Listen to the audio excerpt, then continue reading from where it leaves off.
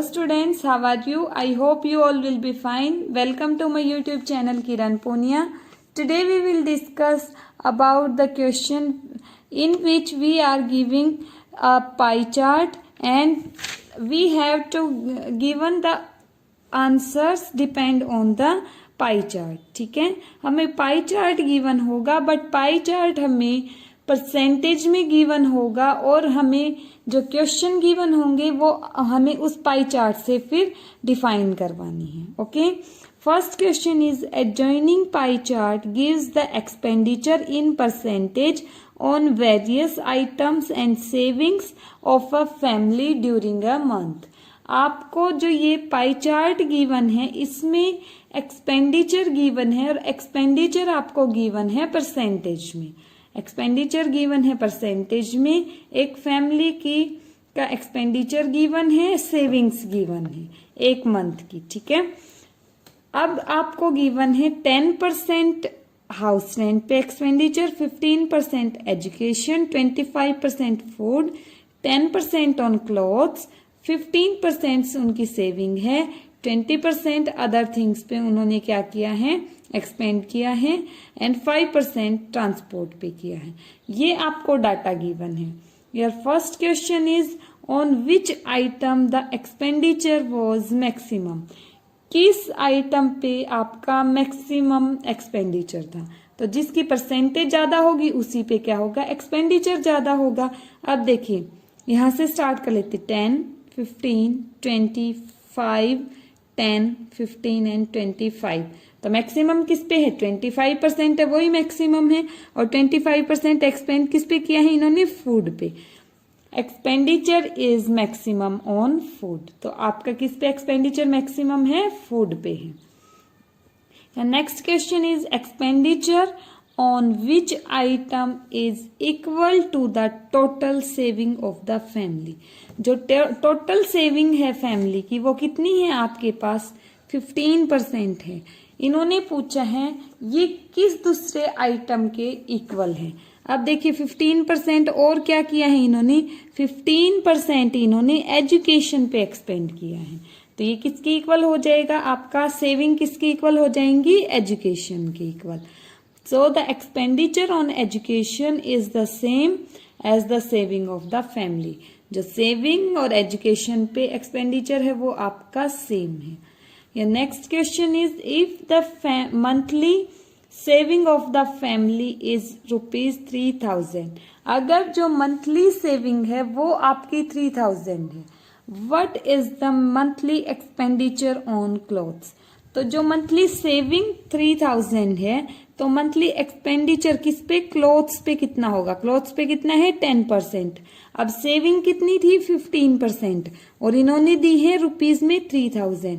तो 15% किसको रिप्रेजेंट कर रहे हैं यहाँ पे, 3000 को, क्योंकि सेविंग थी 15% और इन्होंने बोला सेविंग है आपकी 3000. तो ये 15% रिप्रेजेंट करेगा 3000 को.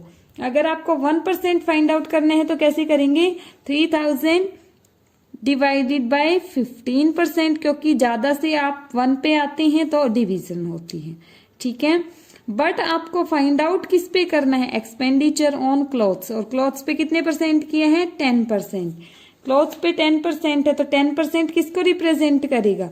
अब देखिए 1 से आप ज्यादा पे जा रहे हैं तो मल्टीप्लाई होगी, इसकी मल्टीप्लाई हो जाएगी आपकी 10 से. ठीक है, अब ये भी परसेंट ये भी परसेंट, तो परसेंट से परसेंट तो कैंसिल हो गया वैसे ही.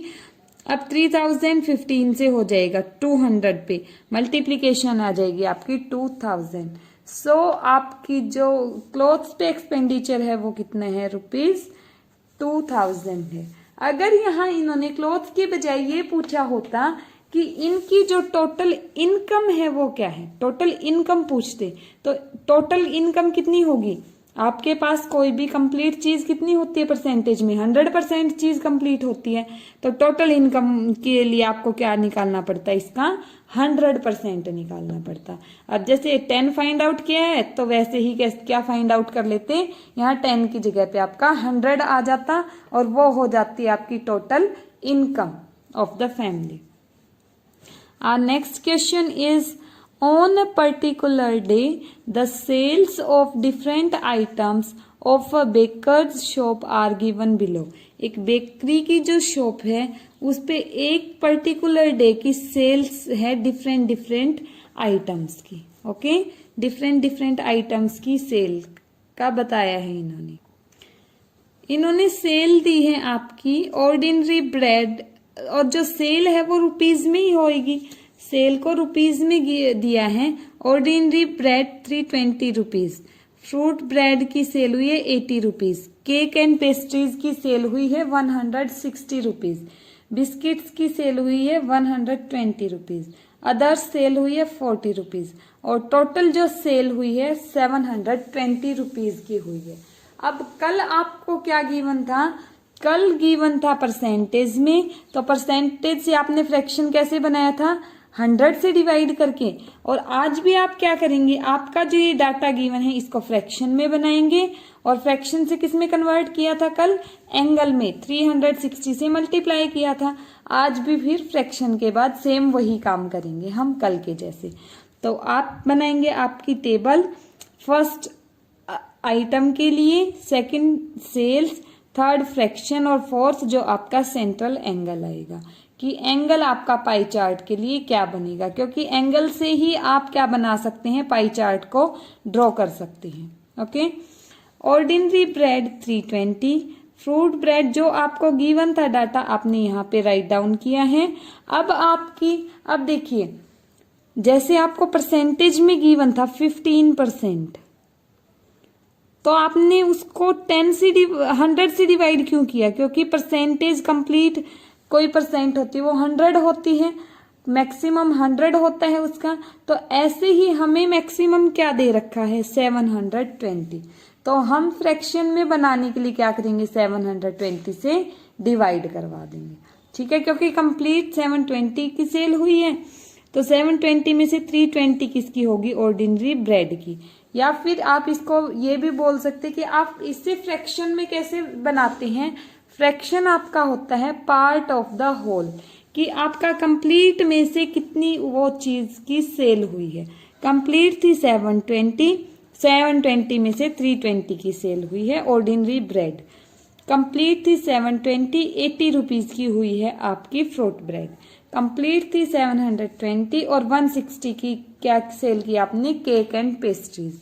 सेम एज इट इज 720 की कंप्लीट थी और 120 की आपने बिस्किट सेल की है. तो अगर आपको कंप्लीट पता होगा तो आप क्या कर देंगे? कंप्लीट नीचे आएगा डिनोमिनेटर में और न्यूमरेटर में आ जाएगा आपने जितना कंप्लीट में से उसका पार्ट लिया है.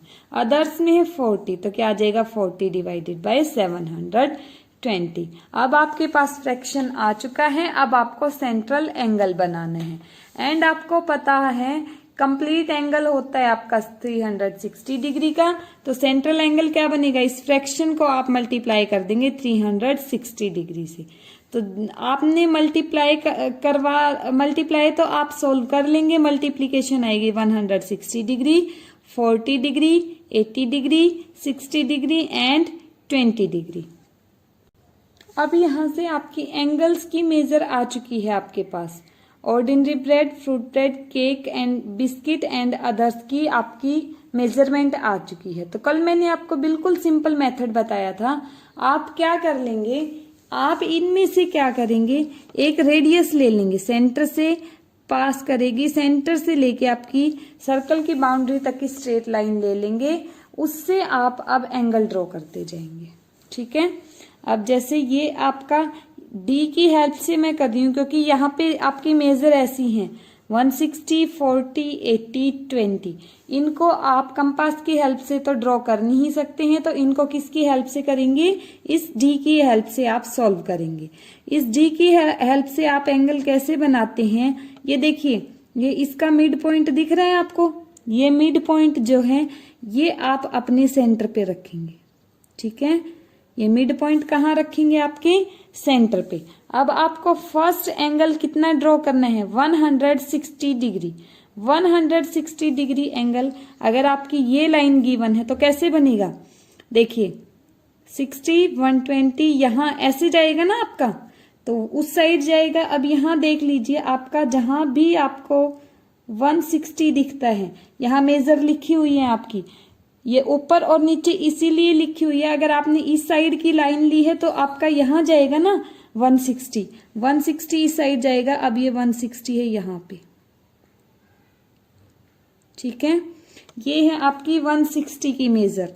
तो ये किसकी मेजर थी? आपकी 160 की मेजर है ये। इसको आप मिला देंगे और आपको तो आप कहाँ तक लेके जाने हैं? ओनली अपनी बाउंड्री तक लेके जाने हैं। वो हमने सर्कल छोटा बनाया ना, आप चाहें तो अपने डी के जितना भी सर्कल बना सकते हैं। ये हो जाएगा आपका 160 डिग्री एंगल। उसके बाद आपको एंगल कितना बनाना है? 40 डिग्री। कितना बनाना है एंगल? 160 तो हो गया आपका। उसके बाद एंगल मेजर करने हैं आपको 40 डिग्री। तो 40 डिग्री कैसे करेंगे? अब देखिए ये लाइन है आपके पास,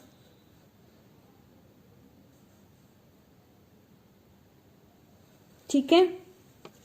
अब आपके पास जैसे देखिए ये लाइन है, ये है लाइन, यही है ना। अब उल्टी रखनी पड़ेगी क्योंकि आपको मेजरमेंट किसकी करनी है। अब लाइन आपकी ये हो गई है। अब ये लाइन है 40 मेजर। 40 तो देखिए आपका क्या रहेगा, कोई भी लाइन है आपको कंफ्यूज नहीं होना है। अगर लाइन के लेफ्ट में जाएंगे तो 90 से प्लस एंगल आएंगे। अगर लाइन के राइट में जाएंगे तो आपके क्या आएंगे? आपके एंगल किससे बड़े आएंगे? आपके 90 से छोटे आएंगे। लेफ्ट में जाएंगे 90 से प्लस एंगल आएंगे लेफ्ट में, और राइट में जाएंगे तो आपके एंगल आएंगे 90 से छोटे।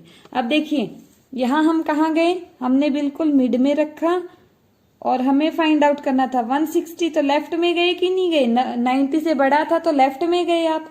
और अब देखिए 40 है, 40 90 से छोटा है ना आपका। और अब आपकी लाइन ये बन चुकी है क्योंकि ऊपर का एंगल तो आपने ले लिया, आपकी लाइन बन गई ये। वही आप सेंटर में रखेंगे किसको? जो आपका सेंटर था उस पे इसके मिड पॉइंट को रखेंगे। अब आपको एंगल लेना है 40। अब लाइन ये है तो लेफ्ट हैंड कौन सा होगा आपका? ये होगा। लेफ्ट किसके लिए रहेगा आपका? अब आपको लेने हैं 40 मेजर, तो ये 40 रही गई आपकी मेजर। तो एंगल क्या बन जाएगा?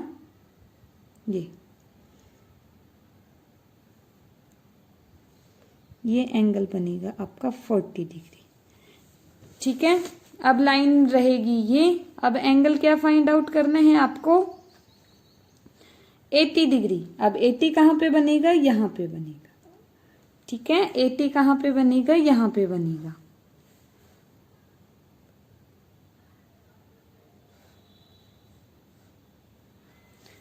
अब लाइन की ये कितना बना आपका? 80 डिग्री। ये था आपका 40 डिग्री। अब बनाने हैं आपको 60। अब देखिए लाइन है ये। जैसे जैसे आपकी लाइन आती जाती है आप उसी के अकॉर्डिंग आपके एंगल बनाते जाएंगे, ठीक है। अब आपकी लाइन आ गई ये, और आपको एंगल लेना है 60 डिग्री। ये हो जाएगा।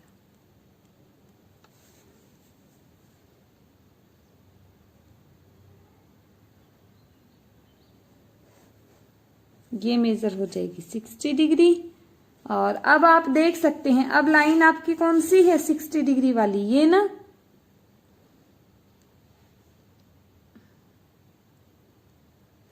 आपको एंगल कितना लेना था? 20। और देखिए ये 20 आया है कि नहीं आया है?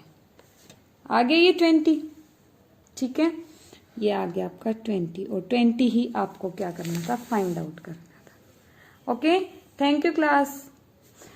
आप अपनी डी की हेल्प से जितने भी डी पे मेजर एंगल हैं सारे ड्रॉ कर सकते हैं, ठीक है। अब देखिए अगर लाइन आपको इस साइड की गिवन है, ये देखिए इसके 2 पार्ट्स इसीलिए कर रखे हैं, इन्होंने 2 पार्ट्स कर रखे हैं। लाइन अगर इस साइड की गिवन है, ठीक है, तो ये रहेगा आपका 90 से बड़े इस साइड के रहेंगे और 90 से छोटे इस साइड के रहेंगे इस लाइन के लिए। अब अगर लाइन ले रहे हैं आप इस साइड की, इस साइड की लाइन के लिए आपकी 90 एंगल होगा, ये 90 से छोटे इस साइड और 90 से बड़े इस साइड। अब देखिए ऐसे ही था ये आपका, जब आपने ये वाली लाइन ली तो 90 से छोटे यहाँ, और जब आपने राइट साइड की ली तो 90 से छोटे ये वाले ड्रॉ किया। ठीक है, थैंक यू क्लास।